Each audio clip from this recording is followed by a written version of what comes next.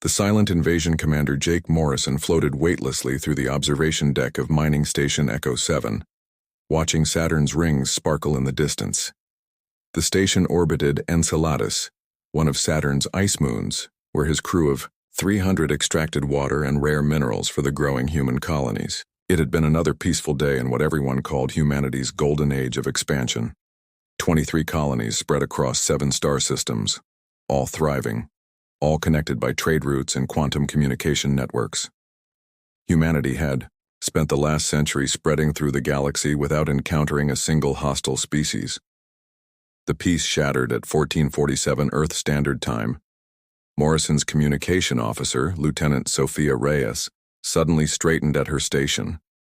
Her fingers flew across her console as streams of data flooded her screens.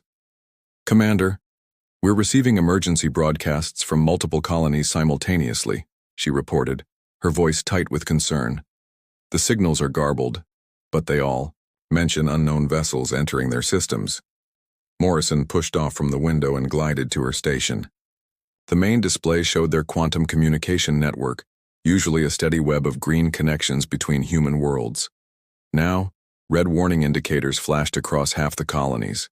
Vega Prime, Ross 128, Wolf 359, even the agricultural worlds in the Gliese system were all transmitting distress signals. "Play the clearest transmission," Morrison ordered. Static filled the bridge before a panicked voice broke through. "This is Governor Chen of New Shanghai Colony. Unknown vessels have appeared in our system. They're not responding to any communication attempts. They're approaching fast and... Wait, they're opening fire. The cities are... Oh God, the entire northern continent is burning. Send help. Please, anyone." The transmission cut to silence. Morrison felt ice form in his stomach as more colonies went dark on the display. One by one, the green lights representing human worlds turned red, then black. Whatever was attacking them moved with surgical precision, hitting multiple systems simultaneously despite the vast distances between them. This wasn't random violence, it was coordinated extermination. "Get me Earth Command," Morrison barked. "Maximum priority channel." As Reyes worked to establish the connection, Morrison watched their local sensors. Saturn's space remained quiet, but he knew that wouldn't last. If the attackers were systematic enough to hit colonies light years apart, at the same time they wouldn't miss a mining station. The holographic image of Admiral Elena Rivera materialized on the bridge. Her usually composed face showed cracks of strain. "Commander Morrison, are you secure?" she asked without preamble. "For now, Admiral, but we're seeing colony signals dropping across the board. What's our status?" Rivera's expression darkened. "We've lost contact with 14 colonies in the last hour. The attacks are coordinated and overwhelming. Each colony reports hundreds of ships appearing without warning. Our defense fleets are being destroyed before they can even form up. Earth's preparing for siege, but we have maybe 40 combat-capable vessels against what looks like thousands." Morrison gripped the edge of the console. "What are our orders, Admiral?" "Evacuate immediately. Get your people to the inner system. We're consolidating all remaining forces around Earth and Mars. And Commander..." Rivera paused, seeming to age years in seconds. "Pray that our ancestors were more paranoid than we thought." Before Morrison could ask what she meant, alarms screamed across the station. Their long-range sensors detected massive gravitational distortions at the edge of Saturn's system. Ships were dropping out of hyperspace, dozens of them, each one larger than anything humanity had ever built. They were angular and black like obsidian knives carved from space itself. Their hulls seemed to absorb light rather than reflect it. "All hands. Evacuation Protocol Alpha." Morrison commanded over the station-wide comm. "Everyone to the escape. Shuttles. We have minutes, not hours." The crew responded with trained efficiency despite their fear. Families grabbed essential supplies and rushed to evacuation points. Engineers initiated emergency shutdown procedures while security teams maintained order at the shuttle bays. Morrison stayed on the bridge with a skeleton crew, buying time for the evacuation. He watched the alien fleet spread through Saturn's system like a plague. They weren't just destroying human installations. They were methodical, scanning each moon, each asteroid, hunting for any trace of human presence. A smaller group of alien ships vectored toward Echo 7. Lieutenant Reyes looked up from her station. "Sir, I'm detecting something strange from Earth. Massive energy signatures, but not from any military installation we know about. They're coming from beneath the surface? Multiple locations, the Mariana Trench, the Sahara Desert, under the Antarctic ice sheet. What could generate that much power?" Morrison didn't have time to speculate. The alien ships opened fire. Beams of crimson energy lanced through space, striking Echo 7's hull. The station shuddered and buckled. Morrison felt the artificial gravity fail as explosions rippled through the lower decks. He grabbed Reyes and pushed her toward the final escape pod. "Go! Get to Earth. Tell them Saturn has fallen." As his escape pod rocketed away from the dying station, Morrison watched Echo 7 break apart in silence. The alien ships turned their attention to the fleeing shuttles, picking them off one by one with casual precision. His pod's AI engaged emergency hyperspace jump just as an energy beam passed meters from their hull. The last thing Morrison saw was Saturn burning in the void. On Earth, deep beneath 2 miles of Antarctic ice, something ancient stirred. The installation had no official name, no record in any government database. It had been built during humanity's darkest period, the years following World War III, when the survivors swore never again to be caught defenseless. They called it the Vault, and for 200 years, it had waited in frozen silence for the moment humanity faced extinction. Dr. Amelia Foster stood in the Vault's main chamber, surrounded by technologies that officially didn't exist. She was one of only 12 people on Earth who knew about this place, descendants of the original builders who passed the knowledge through generations like a deadly secret. The quantum sensors built into Earth's crust had detected the alien fleet the moment they entered human space. The Vault's AI, a military intelligence called Prometheus, had automatically begun activation procedures. "Genetic authorization confirmed," Prometheus announced in a voice that sounded almost eager. "Vault systems online. Analyzing threat parameters. The Zorathian Empire has been identified from archived xenological studies. Hostile species with expansion doctrine of total territorial cleansing. Recommend immediate deployment of all defensive assets." Foster's hands trembled as she reviewed the weapons inventory. Antimatter missiles that could crack moons. Quantum torpedoes that existed in multiple dimensions simultaneously until they detonated. Gravitational pulse cannons that could create temporary black holes.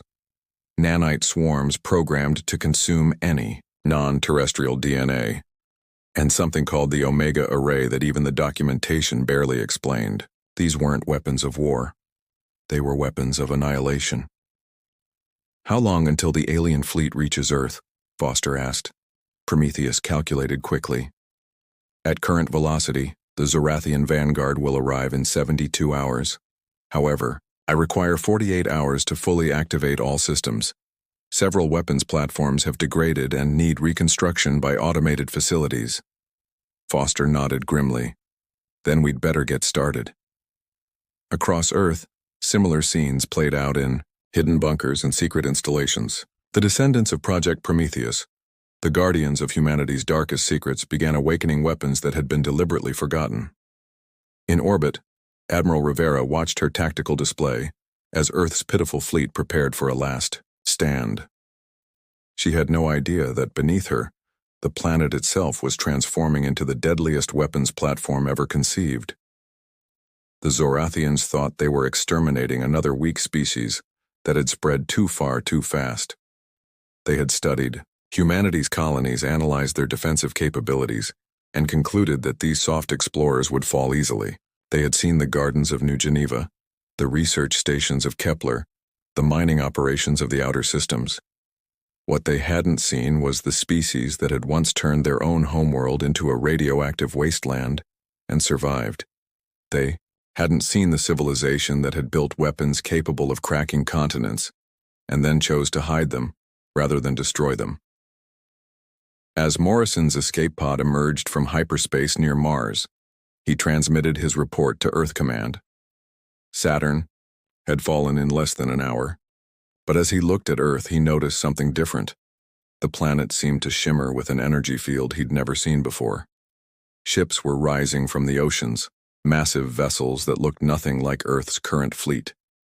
They were sharp and predatory, built for nothing but destruction. Admiral Rivera's voice crackled over his comm. "Commander Morrison, proceed to Docking Bay 7. You're being reassigned to the Retribution fleet." Morrison had never heard of any Retribution fleet. "What's happening, Admiral? Where did these ships come from?" Rivera's response carried a grim satisfaction. "From the darkest parts of our history, Commander. The Zorathians wanted to see what happens when you corner humanity. They're about to learn why our ancestors were so terrified of what we could become, that they buried these weapons instead of using them." The alien fleet approached Earth in perfect formation, confident in their superiority. They had destroyed 23 human colonies without losing a single ship. Their commanders prepared for the final bombardment that would end the human threat forever. They didn't notice the quantum mines that had been seeded throughout the solar system. They didn't detect the antimatter missiles hidden in the asteroid belt. They couldn't see the reality anchors charging beneath Earth's surface, preparing to rewrite the laws of physics in humanity's favor. The Zorathians had made the same mistake countless conquerors had made throughout history. They had confused humanity's choice to be peaceful with an inability to wage war. They had seen the olive branch and never wondered what happened to those who refused it. In 72 hours, they would learn that humanity's greatest strength wasn't their tools or their technology. It was their ability to become monsters when monsters threatened what they loved. The first phase of humanity's counterattack would begin in 48 hours. The galaxy would never be the same. Humanity's reckoning, the Zorathian fleet commander, Executor Varkoth, stood on the bridge of his flagship examining the tactical display with satisfaction. The human homeworld floated before them like a blue marble, defenseless and ripe for cleansing. His fleet of 800 vessels had assembled at the edge of Earth's solar system, preparing for the final bombardment. In his 1,000 years of military service, Varkoth had overseen the extinction of 6 species. Humanity would be the 7th. "Begin the final approach," Varkoth commanded, his forearms gesturing in the ritual of victory. "Deploy the cleansing formations. I want their world burned to glass within the rotation." His subordinates moved to comply, but suddenly alarms shrieked across the bridge. Multiple contacts appearing throughout the system, his sensor operator reported, confusion evident in his voice. They weren't there before. It's as if they materialized from nowhere. On Earth, Dr. Foster watched from the vault's command center as humanity's hidden arsenal revealed itself. Quantum cloaking fields dropped around installations that had been invisible for centuries. From the moon's dark side, massive railgun batteries emerged from underground silos. Mars released swarms of attack drones that had been dormant in its polar caps. Even Jupiter's moons revealed weapon platforms that had been disguised as research. "Stations Prometheus, initiate engagement protocol 77 Alpha," Foster commanded. The AI's response was immediate. "Acknowledged. Deploying antimatter missile screen.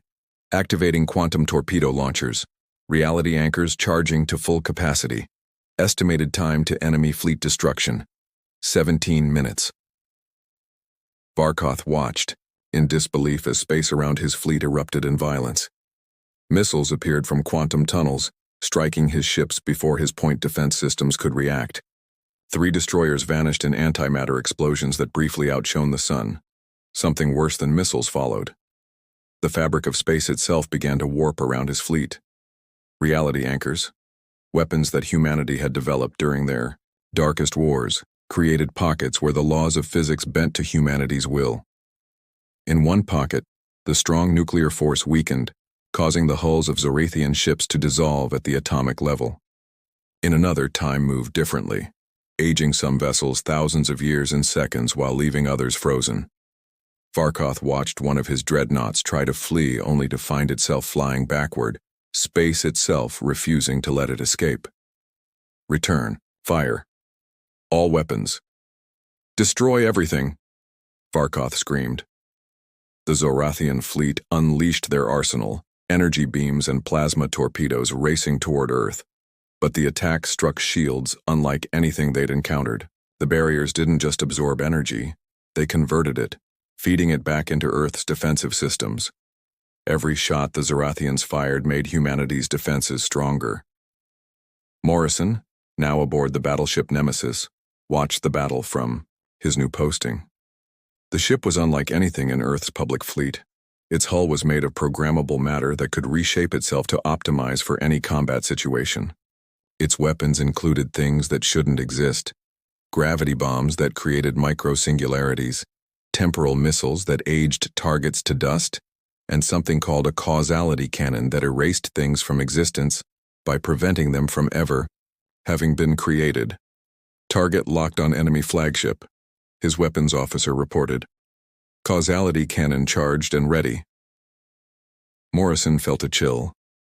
They were about to use a weapon that violated everything humanity claimed to believe about warfare. But then he remembered the burning colonies, the families on Echo 7 who never made it to the shuttles. The 14 worlds now silent forever. Fire, he ordered. The beam that struck Varkoth's flagship wasn't visible in normal space. It existed in dimensions that human science barely understood. When it hit, the massive vessel didn't explode or break apart. It simply ceased. One moment, it was there, the next it wasn't. Not destroyed, but undone, as if it had never been built, never existed. The only trace was a brief ripple in space-time that made every being in the system feel momentarily displaced. But the Zorathians weren't finished. From hyperspace, reinforcements arrived. Another 1,000 ships pulled from their campaigns across the galaxy. This wasn't just a cleansing fleet anymore. This was the entire might of the Zorathian Empire. They had never faced resistance like this, and their response was to bring overwhelming force. Foster watched the new arrivals and felt her heart sink. Even with all their weapons, Earth couldn't fight 2,000 ships. Prometheus, what's the status of the Omega Array? The AI paused, something it rarely did. The Omega Array is functional, but I must warn you of the consequences. Once activated, it cannot be controlled or stopped. It will pursue all designated targets across any distance through any defense until they are eliminated. The technology will also be detectable by every spacefaring civilization within 10,000 light-years. Earth will be marked as a Class X threat world. Foster thought of the billions of people on Earth, the survivors in the colonies, all of humanity's potential future. Do we have a choice, she asked. Prometheus calculated probabilities for several seconds. Without the Omega Array, humanity has a 12% chance of survival. With it, 97%, but we will never be seen as peaceful again. Every species will know what we're capable of. Then they'll know not to attack us, Foster decided. Activate the Omega Array. Deep beneath Earth's oceans, ancient machines that had been built by the survivors of World War III began their final sequence. The Omega Array wasn't just a weapon. It was a swarm intelligence, billions of microscopic machines that could replicate, adapt, and hunt. They had been programmed with one directive: eliminate any threat to Earth's survival. Once released, they would pursue that directive regardless of distance, time, or consequence. The swarm erupted from the oceans like a silver cloud, spreading through space at impossible speeds. They didn't travel through normal space, but instead used quantum tunneling to appear wherever they needed to be. Within seconds, they reached the Zorathian fleet. The aliens' shields, weapons, and armor meant nothing. The nanites were too small to stop, too numerous to destroy. They infiltrated the ships at the molecular level, breaking down both technology and organic matter into raw materials to make more of themselves. Varkoth's replacement, Executor Thrain, watched in horror as ships throughout his fleet began to dissolve. The nanites didn't just destroy, they converted. Every Zorathian ship became a factory for creating more of the swarm. Emergency retreat. All ships returned to homeworld immediately, Thrain commanded. But it was too late. The nanites had already infiltrated their navigation systems. Ships that tried to enter hyperspace found themselves scattered across dimensions. Others simply disappeared, consumed from the inside out. On Earth, Foster watched the tactical display, as 2,000 enemy ships were reduced to nothing in less than an hour. But the swarm didn't stop. Following their programming, they pursued fleeing Zorathian vessels through hyperspace. Long-range sensors detected the swarm appearing in Zorathian space, consuming military installations, disabling planetary defenses. Within days, the entire Zorathian Empire would be neutralized. Admiral Rivera stood before the United Earth Council, delivering her report. The immediate threat has been eliminated. The Zorathian Empire is effectively destroyed. However, we've detected responses from at least 40 other spacefaring civilizations. They've all detected the Omega Array's signature. Some are offering alliance proposals. Others are declaring Earth a galactic threat. We've won the war, but we may have started something worse. The Council President David Chen studied the reports. What's Prometheus's recommendation? Rivera pulled up the AI's analysis. Prometheus suggests we maintain the Omega Array as a deterrent, while opening diplomatic channels with all civilizations simultaneously. We make it clear that humanity seeks peace, but will respond to any aggression with overwhelming force. Essentially, we become the galaxy's nuclear option. Morrison, promoted to admiral after the battle, established humanity's new doctrine. Earth rebuilt its colonies, but now each one bristled with hidden defenses. The Omega Array patrolled the borders of human space, a silver shadow that kept potential enemies at bay.